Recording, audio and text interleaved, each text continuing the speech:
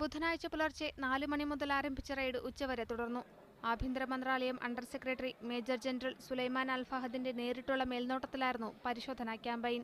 സർവ്വസന്നാഹങ്ങളുമായി എത്തിയ പോലീസ് സംഘത്തോടൊപ്പം 1700 അംഗ ദ്രുതകർമ്മ സേനയും മുനിസിപ്പാലിറ്റി, വാണിജ്യ മന്ത്രാലയം, തൊഴിൽ വകുപ്പ്, ജലം, വൈദ്യുതി മന്ത്രാലയം എന്നിവയിലെ ഉദ്യോഗസ്ഥരും പരിശോധനയിൽ പങ്കെടുത്തു. പുതുവർഷത്തിന്റെ പശ്ചാത്തലത്തിൽ മദ്യവിൽപ്പന ഉൾപ്പെടെയുള്ള കുറ്റകൃത്യങ്ങൾ കണ്ടെത്തുന്നതിന്റെ ഭാഗമായാണ് ജലീബ് മേഖല കേന്ദ്രീകരിച്ച് അധികൃതർ ക്യാമ്പയിന് തുടക്കമിട്ടത്. സംശയമുള്ള സ്ഥലങ്ങളിൽ വീടുകയറി പരിശോധിക്കാനുള്ള അനുമതിയോടെയായിരുന്നു റെയ്ഡ്. ചില ഫ്ളാറ്റുകളിൽ വാതിൽ തകർത്താണ് പോലീസ് പരിശോധനയ്ക്കായി കയറിയതെന്ന് ദൃക്സാക്ഷികൾ പറഞ്ഞു. മണിക്കൂറുകൾ നീണ്ട പരിശോധനയിൽ 3338 വിദേശികൾ പിടിയിലായി. ഇവരിലേറെയും ഇഖാമയില്ലാത്തവരും കാലാവധി തീർന്നവരും ഗാർഹിക വിസയിലുള്ളവരുമാണ്. അബ്സ്കോണ്ടിംഗ് കേസിൽ ഉൾപ്പെട്ടവരും പിടികിട്ടാപ്പുള്ളികളും കൂട്ടത്തിലുണ്ട്. പിടിയിലായവരെ ജലീബിലെ ഒരു സ്കൂൾ കെട്ടിടത്തിൽ താമസിപ്പിച്ചിരിക്കുകയാണ്.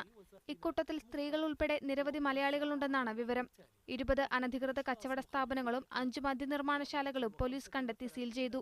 ക്യാമ്പയിന്റെ ഭാഗമായി വരും ദിവസങ്ങളിൽ രാജ്യത്തിന്റെ പല ഭാഗങ്ങളിലും സമാന രീതിയിൽ പഴുതടച്ച പരിശോധനകൾ ഉണ്ടാകുമെന്നാണ് സുരക്ഷാ വൃത്തങ്ങൾ നൽകുന്ന സൂചന. Media 1 Kuwait.